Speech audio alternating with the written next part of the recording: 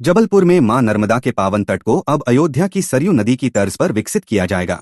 मुख्यमंत्री मोहन यादव इस ऐतिहासिक परियोजना का भूमि पूजन करेंगे। लोक निर्माण मंत्री राकेश सिंह ने समदड़िया होटल में आयोजित पत्रकार वार्ता में बताया कि मां नर्मदा की आस्था, संस्कृति और प्राकृतिक सुंदरता को सहेजते हुए घाटों का आधुनिक स्वरूप तैयार किया जाएगा।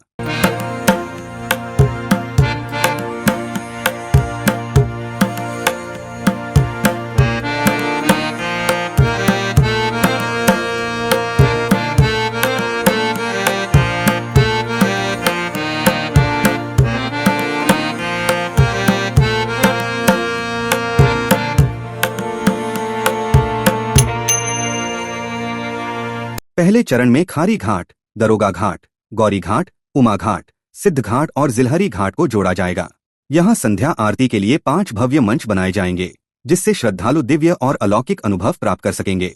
घाटों पर जलकुंड, चेंजिंग रूम, तीर्थ पुरोहितों के स्थान, मुंडन स्थल, नाव घाट और भव्य आर्टवर्क की भी व्यवस्था होगी।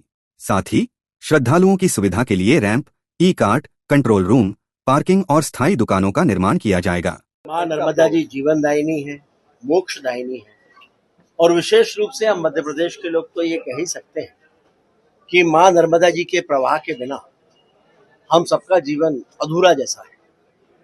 और इसलिए लगभग 2 वर्ष पूर्व मैंने ये कहा था कि जबलपुर में मां नर्मदा जी के किनारे के घाट, विशेष रूप से गौरी घाट से लेकर खारी घाट तक, इन्हें हम सरयू की तर्ज पर विकसित करेंगे।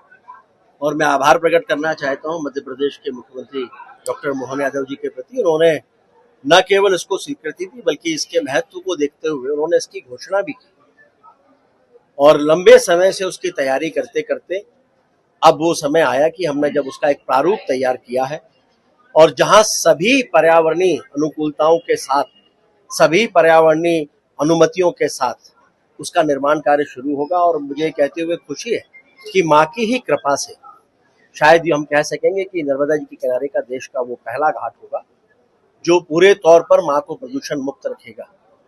और हम एक चैनल लेकर आएंगे माँ के किनारे, वो लगभग 50 फीट चौड़ा होगा, 1 मीटर गहरा होगा।